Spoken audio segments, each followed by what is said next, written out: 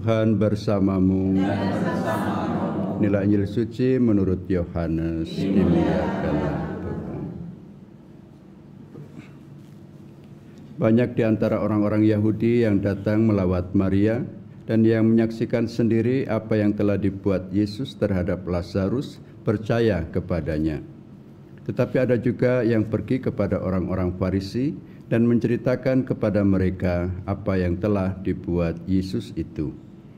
Lalu imam-imam kepala dan orang-orang Farisi memanggil mahkamah agama untuk berkumpul. Mereka berkata, "Apakah yang harus kita buat? Sebab orang itu membuat banyak mukjizat. Apabila kita biarkan dia, maka semua orang akan percaya kepadanya. Lalu orang-orang Roma akan datang dan merampas tempat suci kita serta bangsa kita." Tetapi seorang di antara mereka, yaitu Kayafas, imam besar pada tahun itu, berkata kepada mereka, "Kamu tidak tahu apa-apa, kamu tidak insaf bahwa lebih berguna bagimu jika satu orang mati untuk bangsa kita daripada seluruh bangsa kita ini binasa." Hal itu dikatakan Kayafas bukan dari dirinya sendiri, tetapi sebagai imam besar pada tahun itu, ia bernubuat bahwa Yesus akan mati untuk seluruh bangsa.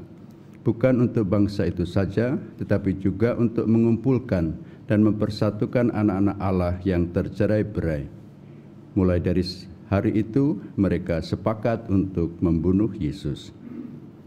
Karena itu Yesus tidak tampil lagi di muka umum di tengah orang-orang Yahudi. Ia berangkat dari situ ke daerah dekat padang gurun, ke sebuah kota yang bernama Efraim. Di situ ia tinggal bersama murid-muridnya.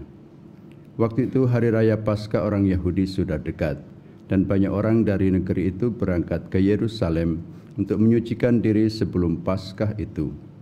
Mereka mencari Yesus dan sambil berdiri di dalam bait Allah, mereka berkata seorang kepada yang lain, "Bagaimana pendapatmu?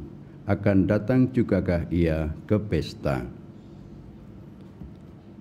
Demikianlah sabda Tuhan, terpujilah Kristus.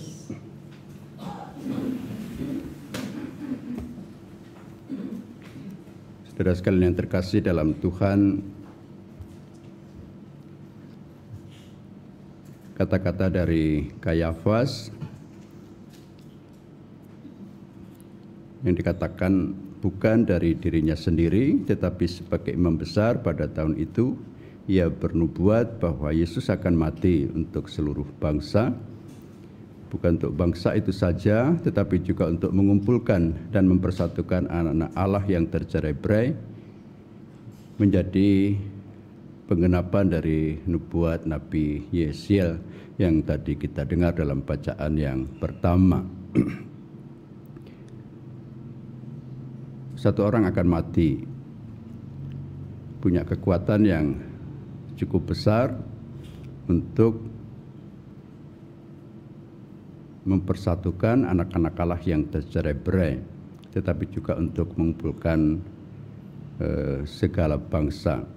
Karena nanti Allah tidak hanya memerintah di Israel saja, tetapi juga di seluruh bumi. Ada juga penggenapan perjanjian dari Allah bahwa Allah sudah menyiapkan satu bangsa baru yang nanti ditandai dengan perjanjian baru dan kekal dalam diri Yesus. Apa yang dikatakan Kayafas, itulah sebetulnya yang disebut sebagai kekuatan penebusan, bahwa satu orang cukup untuk menebus dan membebaskan manusia dari dosa. Satu orang harus mati.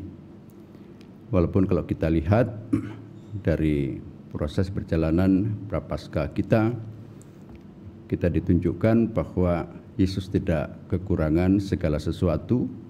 Yesus tidak kekurangan kebaikan untuk diterima oleh banyak orang.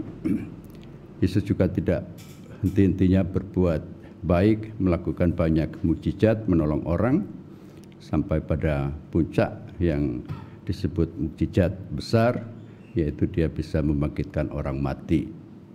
Sebetulnya tidak ada alasan yang cukup untuk menolak bahwa dia bukan orang yang hebat, bukan Mesias, tetapi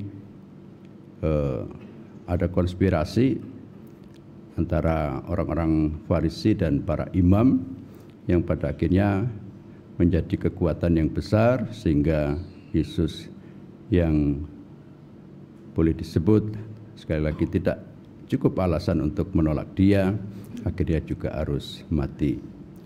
Tetapi itulah yang juga dikehendaki Allah, bahwa penebusan dosa manusia ditunjukkan nanti dengan 3 inti dari misteri keselamatan, yaitu sengsara, wafat, dan kebangkitan Tuhan.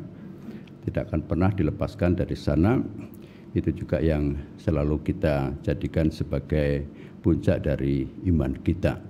Misteri keselamatan kita tidak boleh lepas dari misteri sengsara, wafat, dan kebangkitan Kristus.